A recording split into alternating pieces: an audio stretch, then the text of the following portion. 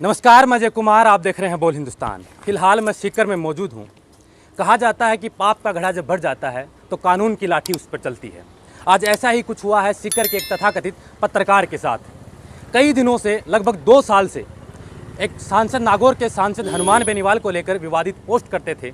आज रालोपा के कार्यकर्ता यहाँ मौजूद हैं। ये मेरे हाथ में उनके द्वारा करवाई गई उस पत्रकार के खिलाफ FIR है। कोतवाली थाने के पास मैं मौजूद हूँ और RLP के कई कार्यकर्ता और कई पदाधिकारी हमारे साथ हैं। इनसे बात करते हैं कि पूरा मामला क्या है। दिलसुख जी, सबसे पहले तो आपने ये मुकदमा करवाया है, FIR करवाई है। क्या मामला था, क्या घटना हुई? मामला ये था, कल सुबह जो सीकर का तथाकथित जो फर्जी पत्रकार अपने आप को बताता है, उन्होंने नागौर के सांसद और राष्ट्रीय लोकतांत्रिक पार्टी के सुप्रीमो श्री हनुमान जी बेनीवाल के खिलाफ एक विवादित पोस्ट डाली थी। इससे पहले भी आज के लगातार 2 सालों से हर बार महीने 2 महीने से ये जातिगत एक जाति विशेष को लेकर विवादित टिप्पणी करता है और एक पार्टी के जो मान्यता प्राप्त पार्टी है उसके मुखिया के खिलाफ अनगरल बयान देता है। इसके खिलाफ रात को FIR दर्ज करवा दी थी और पुलिस प्रशासन ने मिलकर उसको गिरफ्तार कर लिया है। कौन कौन सी धाराओं में FIR? 153A और 505 और 153A के अंतर्गत उसको गिरफ्तार किया है। जैसे कि आप सब जानते हैं कि 14 मई, आज से 2 साल पहले लगभग, हमने पहले भी इस पत्रकार को लेकर कई वीडियो बनाए थे। लोगों को समझाया था कि समाज को कम से कम बांटने की बात नहीं करें। एक पत्रकार का काम होता है समाज को सही दिशा में ले जाने का काम होता है पत्रकार को। लेकिन ये पत्रकार जातीय सद्भावना बिगाड़ना चाहता है। आपस में कई ऐसी पोस्टें इन्होंने पहले भी डाली हैं और इन्हीं लोगों ने उनको पहले भी चेतावनी दी है, समझाया है कि ऐसे एक पत्रकार को शोभा नहीं देती। आखिर जब ये विवश हो गए FIR कराने के लिए, हमारे साथ जोधपुर से श्रवण जी चौधरी हैं। RLP के कई कार्यकर्ता यहाँ मौजूद हैं। श्रवण जी, क्या पूरा मामला है और क्या कार्रवाई चाहते हैं आप? देखिए, ऐसे लोगों को पत्रकार का नाम देना ही गलत होगा, क्योंकि इस प्रकार जो है समाज की गंदगी है उसको पत्रकार कहने का तो अपने को बिल्कुल मतलब एक बेहुदा होगा कि अपन पत्रकार, क्योंकि पत्रकारिता की भी एक लेवल होती है। इस प्रकार के समाज की गंदगी है, कुछ भी अपने फेसबुक पेज पे पेज बना के लिख लेते हैं और समाज में और लोगों को लड़ाने में, और इतने सम्मान्य और माननीय जो हमारे राष्ट्रीय लोकतांत्रिक पार्टी के संयोजक है, उनके लिए यदि ये इस प्रकार की लिखने की मानसिकता रखता है तो आप सोच सकते हो कि वो किस प्रकार का इंसान हो सकता है। तो मेरा यही कहना है समाज के लोगों से कि उनको इस प्रकार की गंदगियों को समाज से बहिष्कार किया जाए और समाज से बाहर किया जाए, क्योंकि इस प्रकार के लोग आज माननीय के लिए लिख रहे हैं, कल और किसी के लिए लिखेंगे, और ऐसे लोग, ऐसी गंदगियाँ बार बार है इस प्रकार की हरकतें कर रहे हैं। तो मेरा तो ऐसी गंदगियों को, ऐसी समाज की गंदगियों को ये चेतावनी है कि आप अपनी हरकतों से बाज आ जाएं, ज़्यादा अच्छा रहेगा। और यदि उनको समझना होगा तो हमारा इतिहास उठा के देख लें। इस प्रकार की लिखने से पहले आपको 1000 बार सोचना पड़ेगा। अभी हम कानूनी कार्रवाई कर रहे हैं, IT एक्ट तक, और जो संगीन इस प्रकार के मुकदमे भी संगीन धाराओं में होने चाहिए, क्योंकि आज देश में कोई किसी प्रकार का कोई लेवल नहीं रहा है। कोई फेसबुक पेज पे, कोई अपने पेज पे, कोई यूट्यूब चैनल पे कोई कुछ भी लिख देता है। तो कितने बड़े शर्म की बात है, कितनी बड़ी विडंबना है कि पुलिस उसको उठा के ले आती है, उसकी जमानत हो जाती है और वापस वो समाज में घूमता है, 10 दिन बाद में और लिख के घूम लग जाता है। तो ये लास्ट बार वार्निंग है कि अभी हम कानूनन रूप से उसके खिलाफ FIR दर्ज कराई है। यदि पुलिस ने उचित कार्रवाई करके उसको सलाखों के पीछे नहीं भेजा तो राष्ट्रीय लोकतांत्रिक पार्टी उग्र आंदोलन करेगी और चुप नहीं बैठेगी।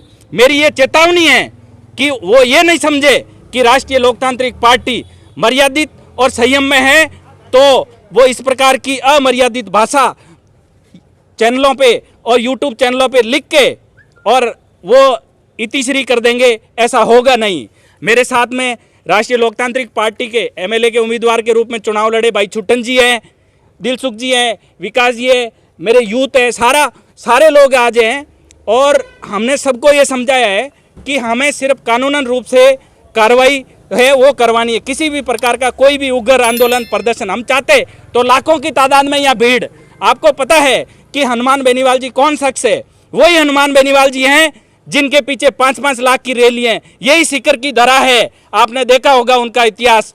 तो ऐसे समाज के गंदी नाली के कीड़े खूब घूमते हैं, लेकिन मेरे को उनको कीड़ों को चेतावनी भी है कि समय रहते वो अपनी भाषा संयमित और मर्यादित नहीं की तो मर्यादा हमें सिखाना आता है। ठीक है जी, जैसा मैंने पहले ही बताया कि पाप ज़्यादा दिन तक नहीं टिक पाता है। सीकर से हमारे साथ दिलसुख जी हैं, उनसे एक बात जानने की कोशिश करते हैं। दिलसुख जी, आज से लगभग 2 साल पहले जब हनुमान बेनीवाल की सीकर में हुकार थी तो यही तथाकथित पत्रकार उनको कवर करने के लिए जाते थे, और जैसे ही जयपुर की हुकार आई तो उनके विरोध में आ गए। किसी की आलोचना करना बुरी बात नहीं है, लेकिन संयमित शब्दों के साथ आलोचना हुई। क्या प्रकरण हुआ, ऐसी क्या घटना हुई कि जो ये ऐसा करने लगे? देखो, या इसके पीछे किसी का हाथ हो सकता है? ये जो तथाकथित फर्जी जो पत्रकार अपने आप को बता रहा है, इसके पीछे कोई घटना नहीं थी। ये सिर्फ अपनी टीआरपी बढ़ाने के लिए और 2 समाजों को आपस में लड़ाने के लिए इस प्रकार के विवादित बयान दे रहा है। इसने पहले आरएलपी यानी माननीय जो संयोजक हैं हनुमान जी बेनीवाल, इनके पक्ष में भी पहले ये न्यूज़ वगैरह चलाते थे, और जब राष्ट्रीय लोकतांत्रिक पार्टी के फॉलोअर जुड़ गए उसके बाद में किसी दूसरी जाति के लोगों को प्रभावित करने के लिए उनके पक्ष में चलाने लग गए। ये सिर्फ अपनी टीआरपी बढ़ाने के लिए और समाज के अंदर विरोधाभास पैदा करने के लिए इस प्रकार के विवादित बयान दे रहे हैं। जी बिल्कुल। जो आजकल देखें टीआरपी का मामला देखें तो टीआरपी के लिए पत्रकार कहां से कहां पहुंच जाते हैं, वो तो आप नेशनल मीडिया में भी देख सकते हैं। गोदी मीडिया उसका जीता जागता उदाहरण है।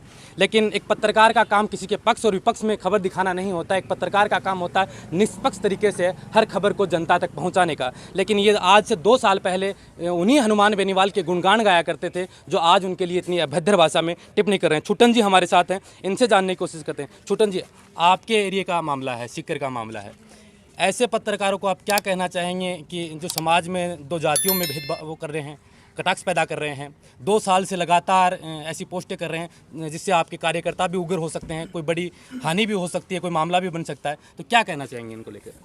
सबसे पहले तो मैं आपके चैनल के माध्यम से बताना चाहूँगा कि ये पत्रकार एक जोड़ा छाप पत्रकार है, जिसे हम कह सकते हैं बिगड़ डिग्रीदारी का पत्रकार है। ना इसको पत्रकारिता का पता है और ना स्वयं का पता है कि मैं करने क्या जा रहा हूँ। आपने देखा कि हमारे प्रदेश कार्यकारिणी सदस्य दिलसुख जी चौधरी द्वारा सीकर के कोतवाली थाने में कल एक मुकदमा दर्ज हुआ है।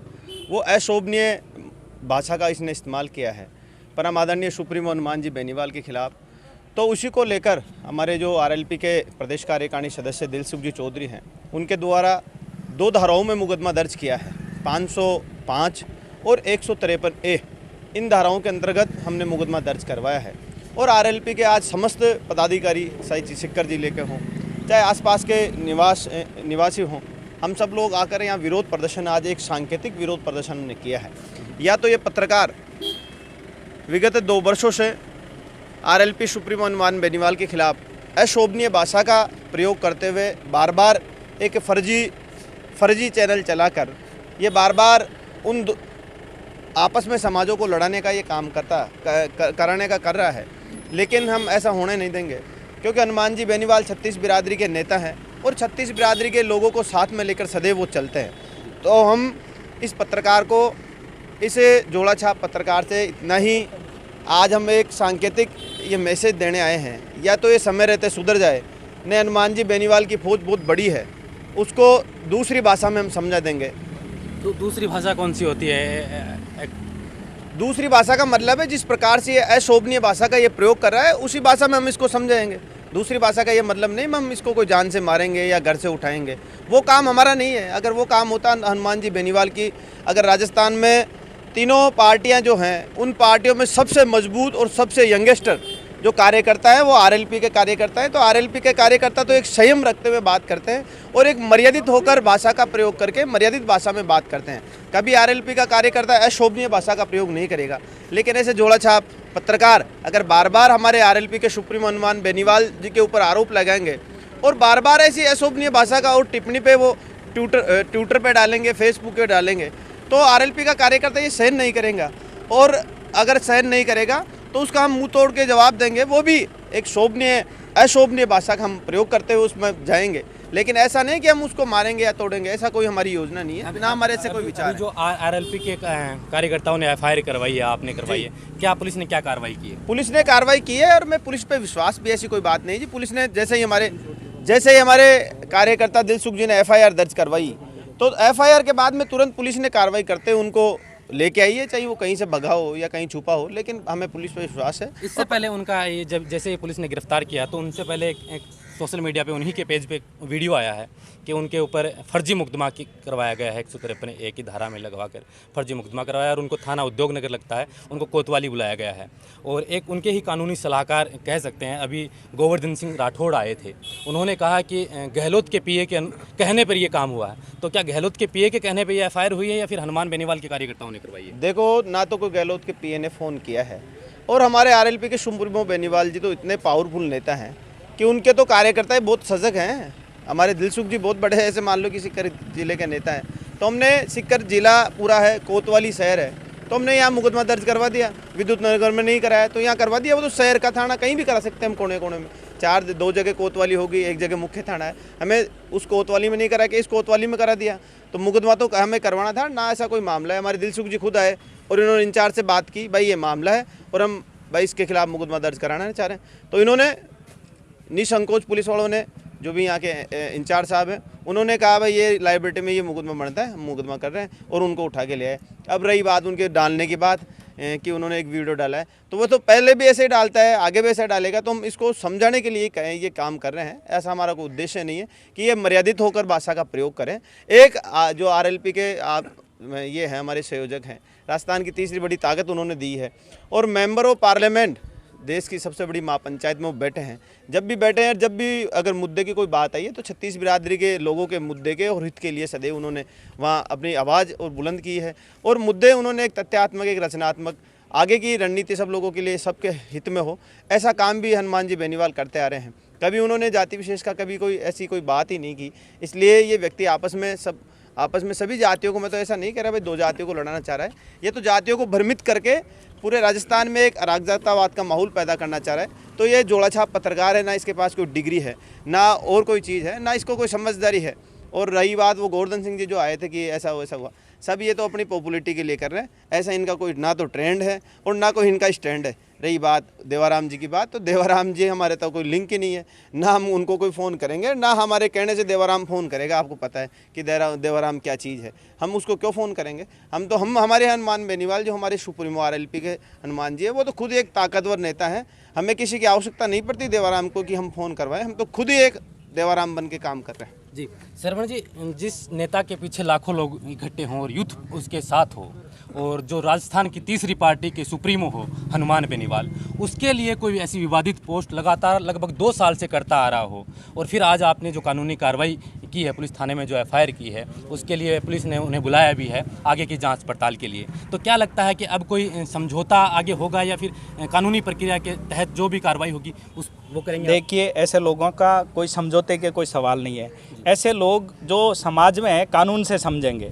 देश के अंदर ये भारत एक संवैधानिक देश है, संविधान कानून बना हुआ है, कानून के तहत कार्रवाई होगी तो प्रदेश में ये संदेश जाएगा कि इस प्रकार से सोशल मीडिया के माध्यम से अनर्गल यूट्यूब चैनल बना के इस प्रकार के फालतू की चीज़ें लिखने से जो है उसका परिणाम क्या हो सकता है।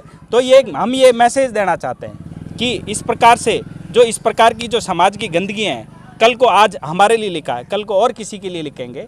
जो माननीय लोग हैं, जो समाज के जो जनसेवक है और जिनको देश दुनिया का सारी दुनिया मानती है, और उन लोगों के लिए इस प्रकार के जो बयान देते हैं, लिखते हैं, तो यदि कानून के तहत कार्रवाई होगी और पुलिस ने यदि कानून के तहत कार्रवाई नहीं की और कानून में संगीन धाराओं में ये अंदर जो है मामला दर्ज होके ये जेल में नहीं गया, तो फिर राष्ट्रीय लोकतांत्रिक पार्टी को इसके लिए सोचना पड़ेगा। क्योंकि आज इसने इस प्रकार के बयान दिया है, कल और देगा। पिछले 2 साल में आप देख रहे होंगे, ये जो है ना ये पत्रकार है, ना ये जनसेवक है, ना ये समाज सेवक है, तो आखिर एक क्या है? एक यूट्यूब चैनल, एक छोटा सा चैनल, या कुछ भी फेसबुक पे पेज बना के किसी के लिए कुछ भी बयान बोल देगा। तो इस देश में ऐसा तो नहीं होगा। राष्ट्रीय लोकतांत्रिक पार्टी ऐसे चुप बैठने वाली नहीं है। जब आप बताओ, चाहे वो कर्णू कांड हो, चाहे बंजारा कांड हो, हर एक समाज, प्रत्येक व्यक्ति के हक और अधिकारों की लड़ाई के लिए राष्ट्रीय लोकतांत्रिक पार्टी लड़ाई लड़ती है। अभी हाल ही में बाड़मेर में CBI जांच की मांग बिल्कुल, आप देख लो कुमाऊं समाज के साथ जो एक हत्याकांड हुआ है, तो हमने तो प्रशासन के खिलाफ भी बोला है कि भाई पुलिस यदि सही है तो सही और गलत की जांच हो।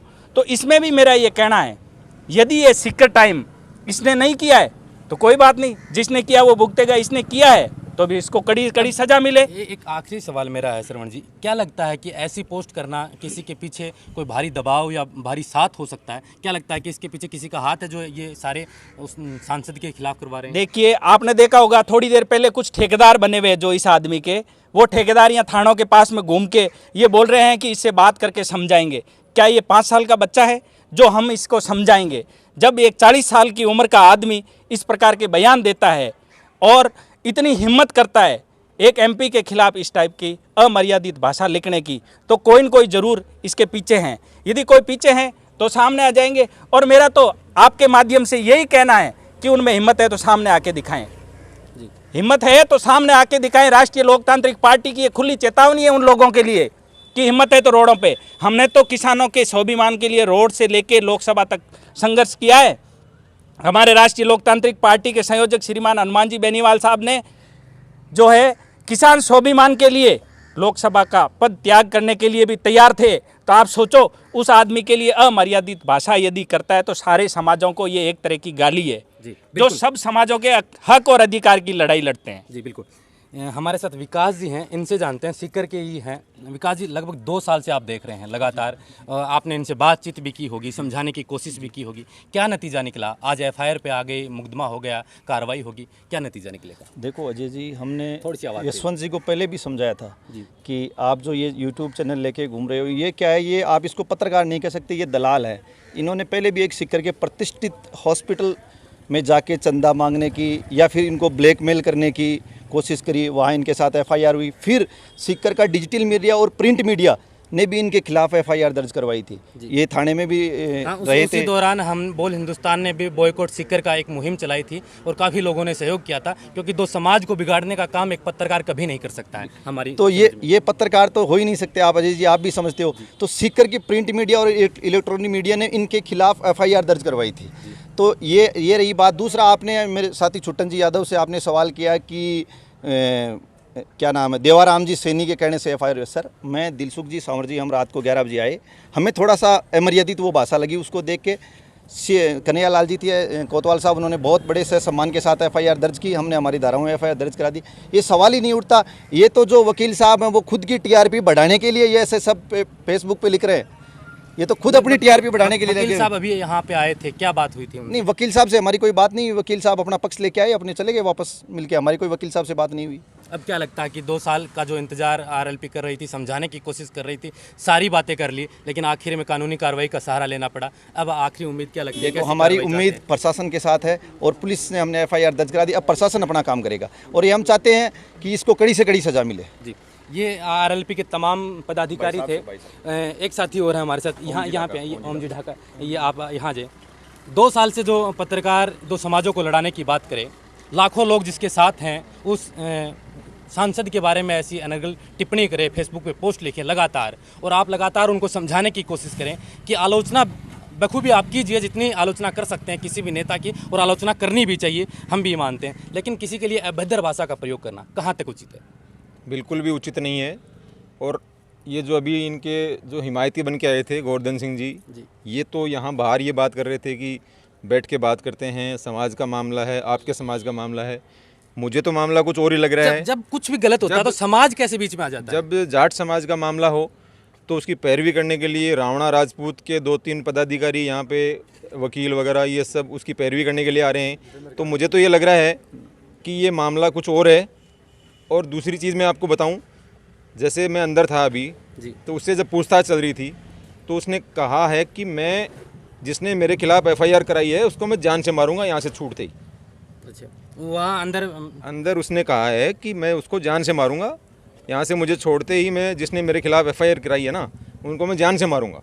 तो एफआईआर करवाने वाले तो आप लोग हैं। हाँ, तो अब यही तो बात है ना, जो उसकी हिम्मत देखिए आप, कोतवाली के अंदर वो ये बयान दे रहा है और खुलेआम बोल रहा है कि मैं उसको जान से मारूंगा, एफआईआर दर्ज कराने वालों को। तो मुझे तो मामला कुछ और लग रहा है। इसके पीछे बहुत बड़ी कोई ताकत लग रही है जो यहाँ पे सामाजिक व्यवस्था खराब करने की कोशिश में है, और इससे हमारे जो माननीय सांसद महोदय हैं उनकी छवि खराब करने की कोशिश की जा रही है बार बार। ये क्योंकि उनको लग रहा है कि आने वाले विधानसभा चुनाव में लोकप्रियता उनकी बढ़ती जा रही है, उसको लेकर के, और कैसे इस आदमी को डाउन किया जाए, कैसे इनको बदनाम किया जाए, कैसे इनकी छवि खराब की जाए, इसके पीछे बहुत बड़ी ताकतें लग रही है हमें। तो देखिए धीरे धीरे क्या सामने आता है। जी बिल्कुल, बहुत बहुत धन्यवाद बोल हिंदुस्तान को समय देने के लिए। लेकिन एक मामूली से यूट्यूब और फेसबुक चलाने वाले लोग अगर ये चाहते हैं कि लाखों की तादाद में जिसके पीछे लोग इकट्ठे हों, उनकी छवि वो ख़राब कर सकते हैं, तो ये उनकी भूल है। फिलहाल मैं सीकर पे मौजूद हूँ, रालोपा के कार्यकर्ता यहाँ मौजूद हैं। FIR करवा दी है, पत्रकार अंदर पूछताछ के लिए हैं। देखना होगा कि आगे क्या प्रशासन की कार्रवाई होती है। और इन्होंने साफ कहा है कि अगर प्रशासन उचित कार्रवाई नहीं करता है, उचित धाराओं में कार्रवाई नहीं करता है, तो ये सड़कों पे भी आंदोलन करेंगे। आप देख रहे थे बोल हिंदुस्तान, मैं अजय कुमार, नमस्कार।